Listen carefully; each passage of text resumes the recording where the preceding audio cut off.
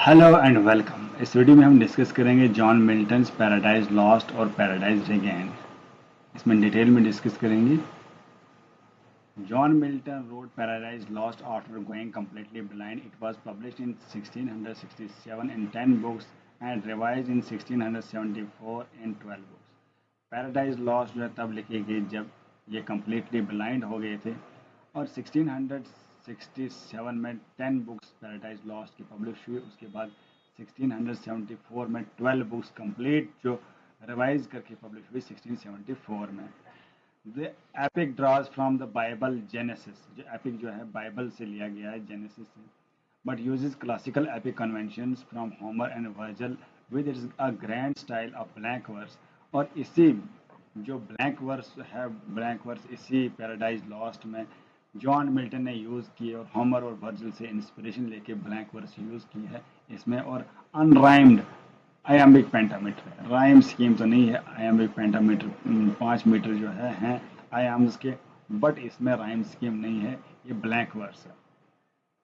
ये डेट यहाँ पे याद रखनी है, 1667 में 10 बुक्स पब्लिश हुई और 1674 में जो है वो 12 बुक्स कम्प्लीटली पब्लिश हुई हैं पैराडाइज लॉस्ट की। इसका गोल क्या था? इसका गोल क्लियरली जो है जॉन मिल्टन ने बोला है, justify the ways of god to man.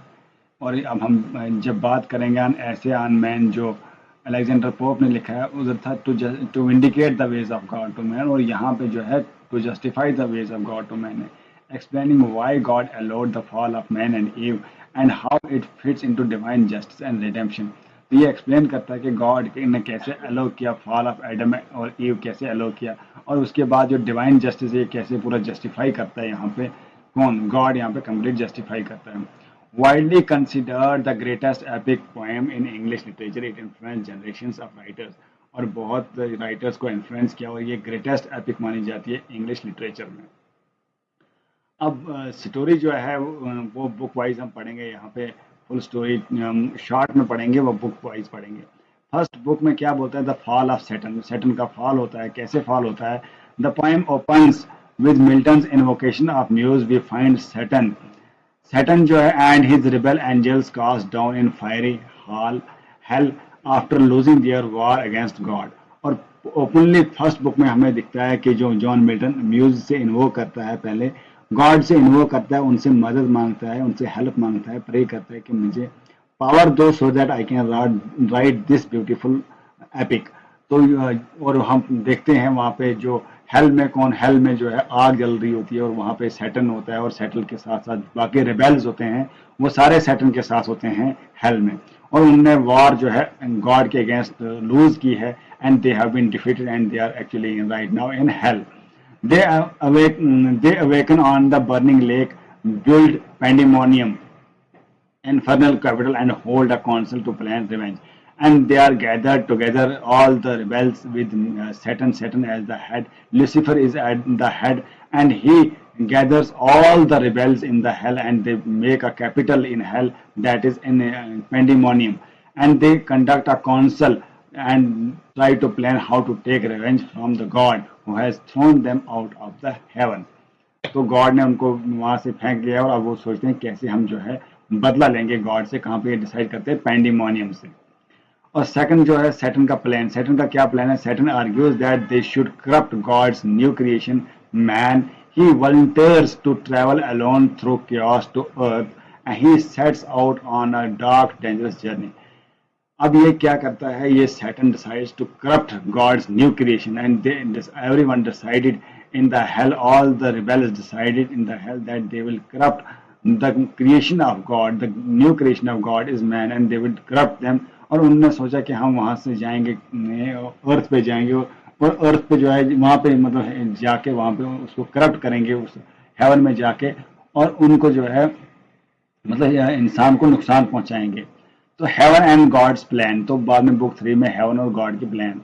God from heaven sees Satan approaching Eden and explains to the son Christ that man will fall and he will send his son to save humankind। Christ offers himself freely to redeem man।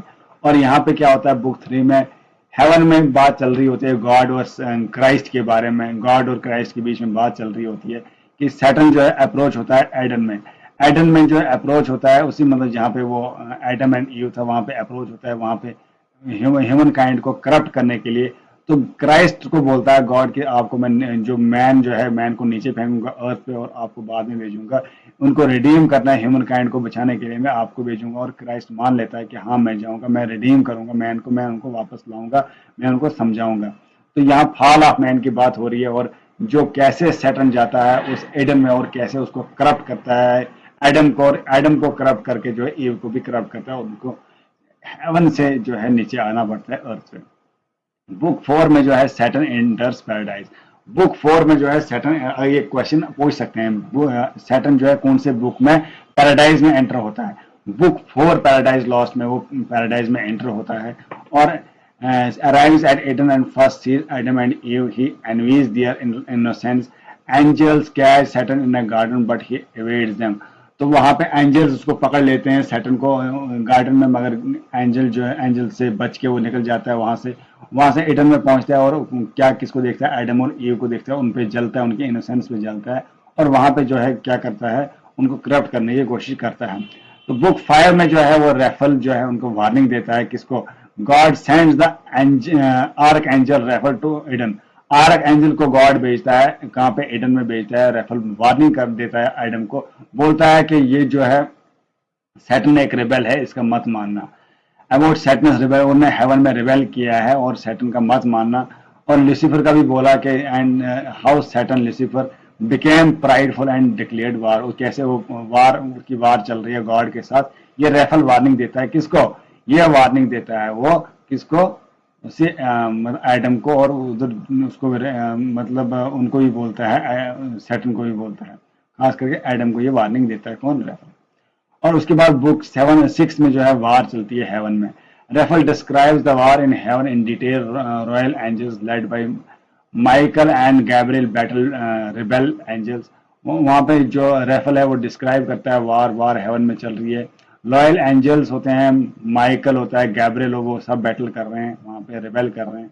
The son drives the rebels out of heaven in the single glorious charge.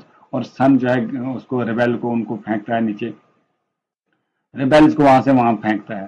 तो वार चल रही होती है। और 7th में जो है creation of the world, world की क्रिएशन बताता है। Raphael tells Adam and how God created the universe and earth in 6 days, placing Adam and Eve in Adam in the crown of creation. तो रेफल जो है वो पूरा डिक्टेशन करता है, एडम को बोलता है कि गॉड ने कैसे 7 days में पूरे जो यूनिवर्स को बनाया, अर्थ को बनाया, और आपको जो है यहाँ पे एडम में रखा है क्राउन, एक क्राउन की तरह रखा है, क्रिएशन का क्राउन ऑफ यू एडम और ईव। और बुक 8 में जो है एडम की स्टोरी है। Adam shares his memories with Raphael. Adam जो है मेमोरीज शेयर करता है रेफल के साथ। He walk in Adam, met animals and felt lonely until God made Eve from the rib। और उसको जो है क्या करता है यहाँ पे रेफल को, ये एडम को जगाता है, एनिमल्स को मिलता है, और बोलता है गॉड ने जो है ईव को भी आपके जो है आपसे ही क्रिएट किया। Raphael departs warning them again to obey God. और रेफल उनको बोलता है गॉड को ही ओबे करना, किसी और को मत माना, भटक मत जाना। और उसके बुक 9 में फॉल बताया जाता है। Saturn sneaks back into Eden as a serpent. He tempts Eve by praising her beauty and offering the forbidden fruit. Eve eats it and persuades Adam to do the same. They immediately feel shame and discord, realizing they have disobeyed. तो Saturn again जो है वहां पे enter होता है, चुप करके, sneaks back मतलब चुप करके चला जाता है एडन में, सरपेंट में चला जाता है, और सरपेंट के थ्रू अंदर चला जाता है, और प्रेज करता है ब्यूटी किसकी, ईव की ब्यूटी को प्रेज करता है, और वो फॉरबिडन फ्रूट उनको देता है वो खिलाने के लिए। ईव वो खा लेती है, बाद में परसुएड करती है ईव को कि एडम को भी खिलाना, एडम को वो भी खिला लेती है। तो वो सब अशैम फील करते हैं, और वो रियलाइज करते हैं कि हमने डिसोबे कर दिया गॉड को। अब बुक 10 में कॉन्सिक्वेंसेस क्या होते हैं कि sin and death build a bridge from hell to earth. God sends the son to judge Adam and Eve.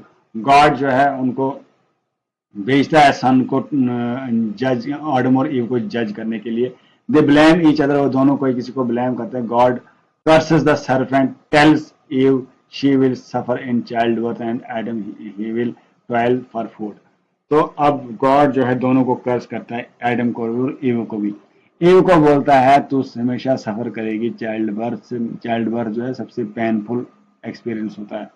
और एडम को बोलता है तो हमेशा कमाने के चक्कर में रहेगा, ये कर्ज उनको मिली है तब से ही। और ईव जो है वो परसुएड करता है एडम को सेम करने के लिए, तो वो ये जब करते हैं तो वो जो है जमीन पे आ जाते हैं सारे, ठीक है, कोई किसी को ब्लेम करते हैं मगर नीचे आ जाते हैं। बुक 11 में एक्सपेल्शन होता है। Michael comes to Eden, he shows Adam vision of future, Cain and Abel, the flood and rise and fall empire and glimpse of human history full of sin. ये सब कुछ उनको समझाया जाता है, पूरा बताया जाता है एडम और ईव को कैसे जमीन पे जाना है, क्या करना है, रिडेम्पशन एंड होप। और Michael tells Adam about Christ coming, और एडम को माइकल ये भी बोलता है कि क्राइस्ट बाद में आएगा, क्राइस्ट आप लोगों को सेव करेगा, रिडीम करेगा ह्यूमन काइंड को, बट अभी तो आपको जाना ही पड़ेगा नीचे अर्थ पे। एडम रिजॉइसेस, एडम को खुश हो जाता है कि चलो बाद में एक क्राइस्ट आएगा वो हमें बचाएगा। Michael leads Adam and Eve out of Eden, Michael जो है एडम और ईव को जो है ईडन से बाहर निकालता है, उनको साथ चलता है, वो बोलता है निकल जाओ अब यहाँ से, यहाँ एडन में, यहाँ हेवन में आपकी जगह अब नहीं है। उनको कंफर्ट करता है, बोलता है साल्वेशन आएगा और पैराडाइज में आप जो है फिर से चला जाओगे, बट अभी तो है चलना जाना है, ठीक है। मेन कैरेक्टर्स जो इसमें है पैराडाइज लॉस्ट में वो है सैटर्न। सैटर्न जो है इसको लूसीफर बोलते हैं, और यही रिबेलियन का हेड होता है, पूरा रिबेल करता है। बाकी एंजल्स भी होते हैं जो मतलब बाकी वो सैटर्न भी होते हैं, बाकी इसकी फौज भी होती है। God the father, God the son, और ये God the father God the son, तो सन जो है क्राइस्ट है, गॉड गॉड है। एडम एंड ईव यहाँ पे ये भी करेक्टर है, एडम और ईव, रेफल और माइकल ये भी करेक्टर हैं। सिन एंड डेथ भी बताया गया यहाँ पे। थीम क्या है, प्राइड एम्बिशन थीम है, फ्री विल रिस्पॉन्सिबिलिटी है, ओबिडेंस है, रिबेलियन है, जस्टिफिकेशन ऑफ गॉड्स वेज है, इनोसेंस एंड एक्सपीरियंस है। फेमस लाइन्स जो है ये है, better to reign in hell and than to serve in heaven, ये बुक 1 में कौन बोलता है, Satan. Mind, the mind in its own place and itself can make heaven of hell and hell of heaven, book 1 में बोलता है Saturn. Hello Holi,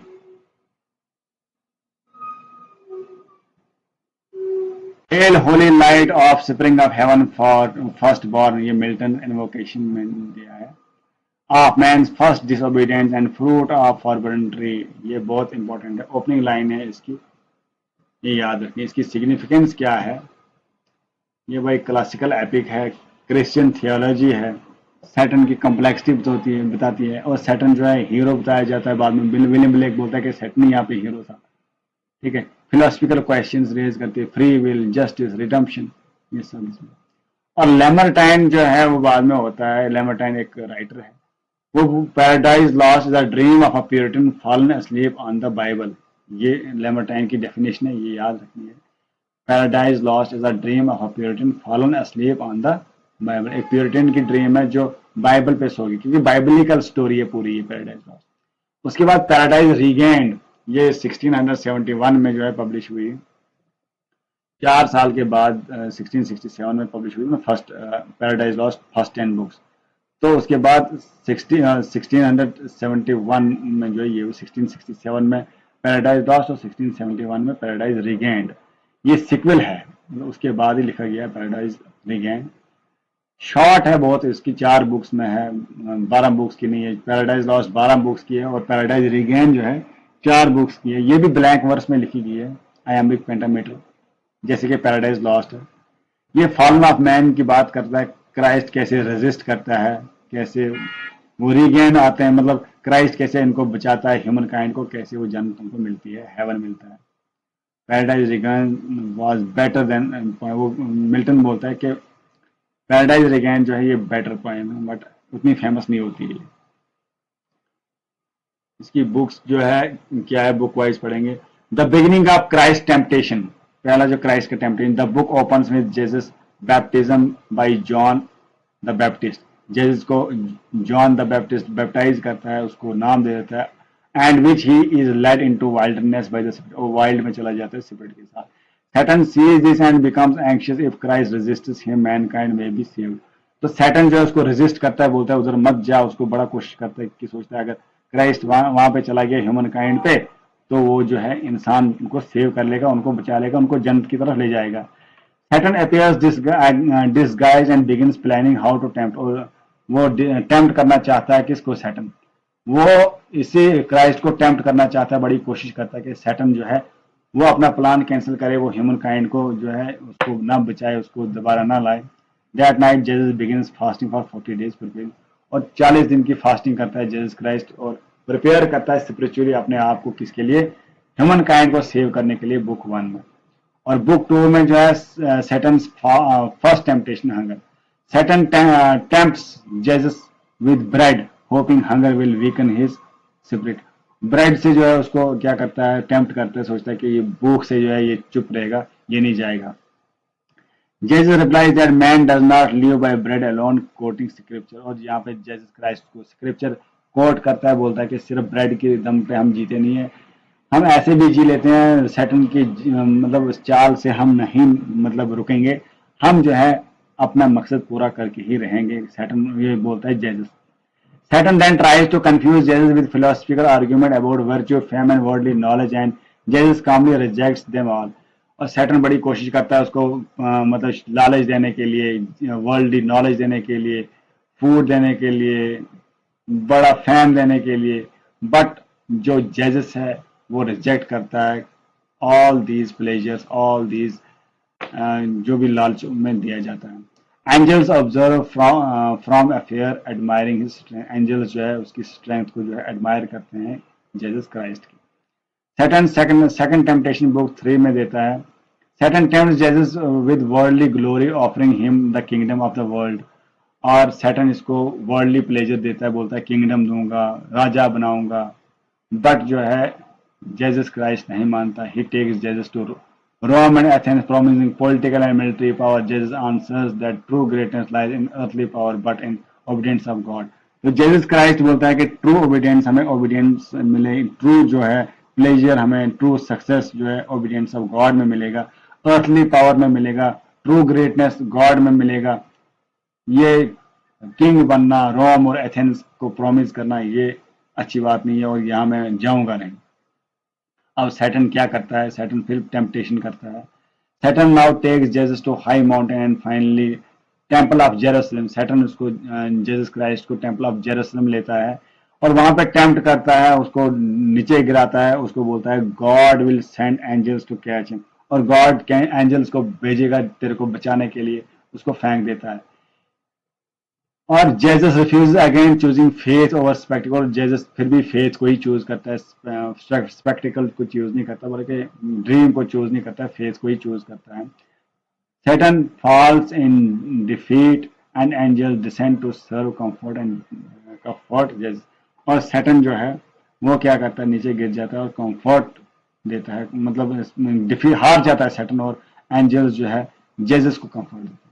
Satan जब हार जाता है तो एंजल्स क्या आते हैं, वो कंफर्ट देते हैं, जेसस को बोलते हैं तो अपना मिशन में कंटिन्यू होगा और तू जो है क्या करेगा, पैराडाइज रिगेन करेगा। Thus Christ regains paradise by succeeding where Adam failed. और एडम जो है फेल हो गया, बट जेसस क्राइस्ट जो है वो क्या हो गया, जीत गया और पैराडाइज रीगेन हो गया।